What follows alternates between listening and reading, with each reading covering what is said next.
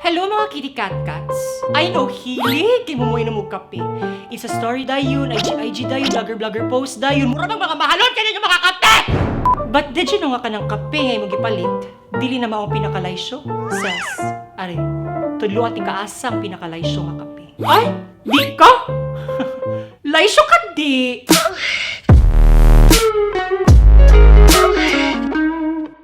Katong herb of pata, all we knew about kape is instant coffee.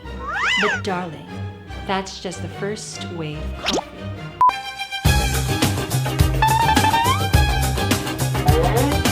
Kanang 3-in-1 ba? Kaya inyong kwarta, 3 pesos in 1 wallet, rasad.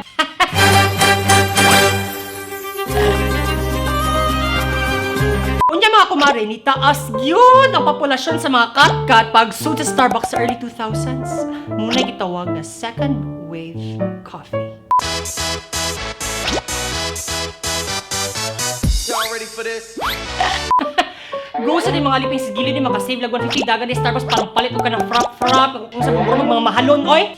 Bahalag wala ni plate eh. Bahalag wala ni kabayad sa utang, bahalag wala ni kabayad sa tuition. Basta makupot lang kape sa kamot, yung maka-OTD dahil sa coffee shop. Hala, dato nakipamatik. Padayon na yung pagkakat-kat ni mong dato ka anak. Y'all ready for this? Pero ang tinod yun nga laysyo, kanang mo inom og specialty coffee. Kanang mga kape nga nagsugod pag 2012.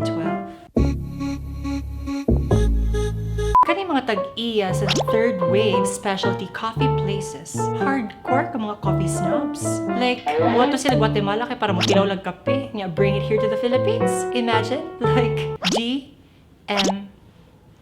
Naakaana. Nga, nakaduhog na mo ng Guatemala. Asa ng Guatemala, be?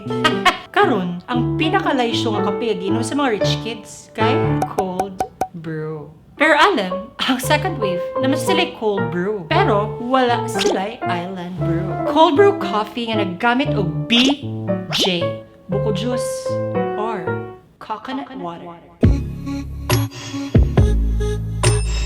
Diri sa Cebu, mapalitra ang island brew sa Fujinoya sa Lahok. Fujinoya sa Lahok.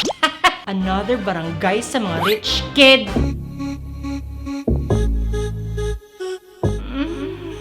Tastes expensive.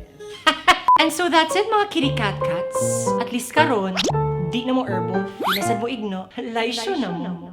Till next time, keep climbing!